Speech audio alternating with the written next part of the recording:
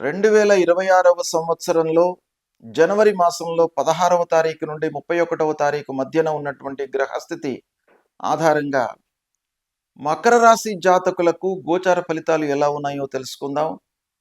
ఈ పక్షం లోపల ముఖ్యమైనటువంటి గ్రహాల యొక్క స్థితి: రవి, కుజుడు, బుధుడు, శుక్రుడు మకర రాశిలో సంచరిస్తున్నారు.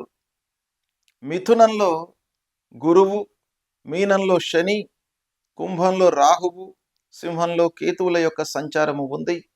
అయితే ఈ సంచారం మకర రాశి వారికి ఎలా ఉంది అనే విషయాన్ని మనం చూసినట్టయితే, ప్రధానమైనటువంటి గ్రహాల లోపల శనీశ్వరుడు అనుకూలంగా ఉన్నాడు. 3వ స్థానంలో శని సంచరిస్తున్నాడు. మిగతాది రాహువు, గురువు, కేతువు ప్రతికూలంగా ఉన్నారు. మిగతా గ్రహాలు కూడాను సూర్యుడు, కుజుడు, బుధుడు ప్రతికూలంగా ఉన్నాడు. శుక్రుడు మట్టుకు అనుకూలంగా ఉన్నారు. అయితే శనీశ్వరుడి యొక్క అనుకూలత ఉంది. మకర రాశి వారికి ముఖ్యంగా ఏంటంటే, రాస్యాధిపతి యొక్క అనుకూలత ఉన్నట్టయితే మనకు 50% బలం వచ్చేస్తుంది. ఇక్కడ రాస్యాధిపతి శని తృతీయ స్థానంలో గోచార రీత్యా అనుకూలంగా ఉన్నాడు గనక మకర రాశి వారికి ఆర్థిక విషయాలలో బాగా కలిసి వస్తుంది. మీరు కొంత సమయస్ఫూర్తితో ఇన్వెస్ట్మెంట్స్ చేసినట్టయితే తప్పకుండా మీకు మంచి ఫలితాలు వస్తాయి.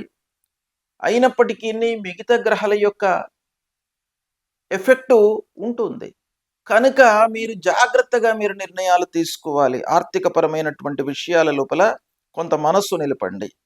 ఇకపోతే మకర రాశిలో 4 గ్రహాలు సంచరిస్తున్నాయి. జన్మస్థానంలో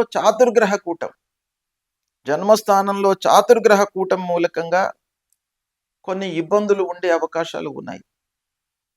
సూర్యుడు, కుజుడు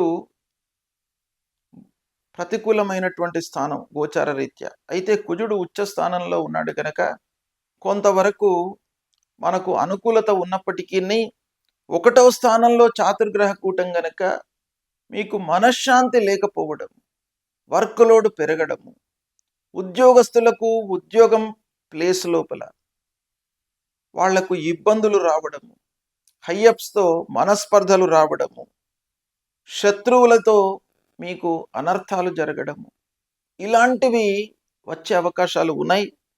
అయితే వ్యాపారం మట్టుకు బాగానే కొనసాగుతుంది. చేతిలో ఉన్న వ్యాపారానికి ఇబ్బంది లేదు. కుటుంబ సమస్యలు కనబడుతున్నాయి కనుక కుటుంబంలో మీరు భార్య, పిల్లలు, కుటుంబ పెద్దలతో జాగ్రత్తగా ఉండాలి. జాగ్రత్త అంటే అనవసరమైనటువంటి విషయాలను చర్చించకుండా ఉన్నట్టయితే మీకు ఆ సమస్యలు దూరమయ్యే అవకాశాలు ఉంటాయి. మధ్యవర్తిత్వం చేయకండి. ముఖ్యంగా ఉద్యోగస్తులు, వ్యాపారస్తులు మధ్యవర్తిత్వం వహించి ఎవరికైనా మీరు డబ్బులు ఇప్పించడం కానీ డబ్బులు తీసుకోవడం కానీ చేసినట్టయితే కొన్ని ఇబ్బందులు వచ్చే అవకాశాలు ఉన్నాయి. కాబట్టి మీరు స్వయంగా ఇన్వెస్ట్మెంట్ చేస్తూ పొండి. మీరు స్వయంగా ఇచ్చినట్టయితే ఇబ్బందులు లేవు.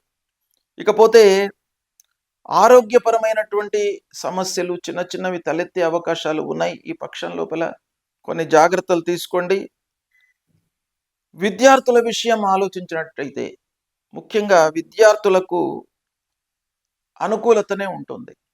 శుక్రుడు మకర రాశిలో సంచరిస్తున్నాడు. పంచమాధిపతి, దశమాధిపతి కనుక కొంత అనుకూలత ఉంది విద్యార్థులకు.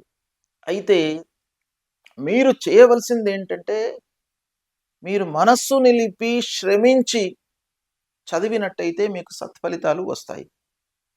ఎందుకంటే గురువు యొక్క అనుగ్రహం లేదు. గురువు 6వ స్థానంలో ఉన్నాడు. కాబట్టి మీ స్వయం కృషితో మీరు సీట్ సంపాదించుకోవాలి విద్యార్థులు. కాబట్టి అదృష్టం మీద ఆధారపడకుండా మీ స్కిల్స్ మీద ఆధారపడండి. స్టెప్స్ తీసుకోండి, మీరు సత్ఫలితాలను పొందుతారు. ప్రయాణాలలో చిన్న చిన్న ఇబ్బందులు కనబడుతున్నాయి కాబట్టి ప్రయాణాలను అవాయిడ్ చేయండి. అనవసరమైనటువంటి ప్రయాణాలను వదలండి. ఇక వ్యాపారస్తులు అనుకూలంగానే ఉన్నప్పటికీ మీ జాగ్రత్తలో మీరు ఉండడము చాలా మంచిది. స్వయం వృత్తిలో ఉన్నటువంటి వారికి అనుకూలంగా ఉంది. సమాజంలో గుర్తింపు పొందినటువంటి వారితో మీరు స్నేహం చేస్తారు. వారితో మీకు పనులు నెరవేరేటువంటి అవకాశాలు బాగా కనబడుతున్నాయి. ఓవరాల్గా మీకు మకర రాశి వారికి కొంత మిక్స్డ్ రిజల్ట్స్ ఈ పక్షంలో ఉన్నప్పటికీ మీరు కొంత కష్టపడితే మీకు మంచి ఫలితాలు, అంటే ఆర్థికంగా మీకు ఇబ్బంది ఉండదు ఈ పక్షంలో, కనుక అదొక ప్లస్ పాయింట్. ఇక మిగతా వాటి కొరకై మీరు కొంత కష్టపడినట్టయితే మీరు ఆ ఫలితాలను మీకు అనుకూలంగా మీరు మలుచుకోవడానికి అవకాశాలు ఉన్నాయి. అయితే ఈ మకర రాశి వారికి ఈ పక్షంలో రాహువు, గురువు, కేతువు ఈ గ్రహాలు ప్రతికూలంగా ఉన్నాయి గనక గురువు నిమిత్తమై సద్గురువులను సందర్శించుకోండి, మాతాపితృలను సేవించండి, అమ్మవారి దేవాలయానికి వెళ్ళండి. ఇవి చేసినట్టయితే మీకు సత్ఫలితాలు కలుగుతాయి. శుభం.